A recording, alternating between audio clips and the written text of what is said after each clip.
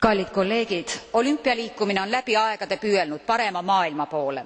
Pekingis algav suursündmus on aidanud pöörata tähelepanu Tiibetile ja inimõigustele.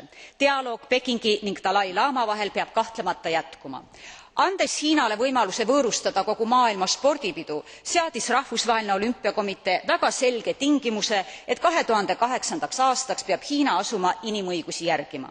Teame, et seda pole juhtunud. Olümpiamängud ei ole kunagi olnud kõigest sport. Olümpiamängude harta aluspõhimõtted ühtivad paljus Euroopa Liidu omadega.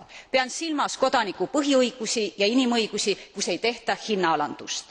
Hartas seisab, mänge korraldav riik on kohustatud austama inimväärikust, mitte ahistama kodanikke rahvuslikel või usulistel põhjustel.